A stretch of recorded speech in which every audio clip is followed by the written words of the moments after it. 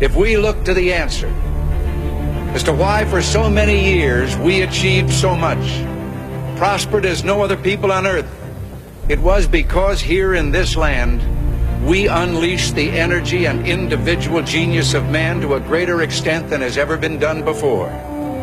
Freedom and the dignity of the individual have been more available and assured here than in any other place on earth.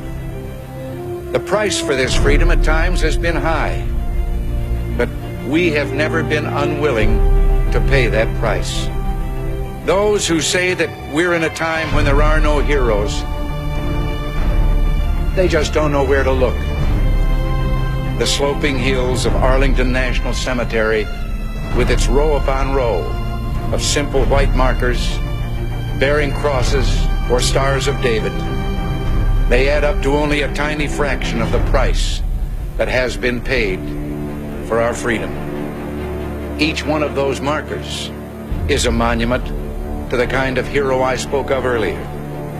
Their lives ended in places called Belleau Wood, the Argonne, Omaha Beach, Salerno, and halfway around the world on Guadalcanal, Tarawa, Pork Chop Hill, the Chosin Reservoir, and in 100 rice paddies and jungles of a place called Vietnam. Under one such marker lies a young man, Martin Treptow, who left his job in a small-town barber shop in 1917 to go to France with the famed Rainbow Division. There on the Western Front, he was killed trying to carry a message between battalions under heavy artillery fire. We're told that on his body was found a diary. On the flyleaf, under the heading, "My Pledge," he had written these words: "America must win this war. Therefore I will work, I will save, I will sacrifice, I will endure. I will fight cheerfully and do my utmost as if the issue of the whole struggle depended on me alone."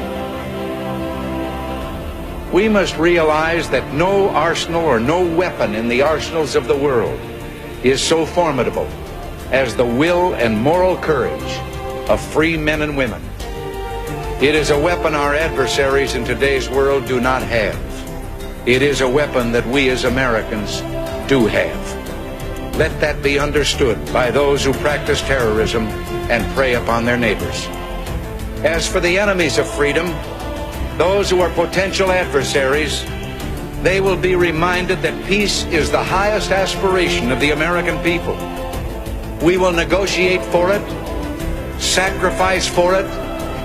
We will not surrender for it now or ever. We are Americans.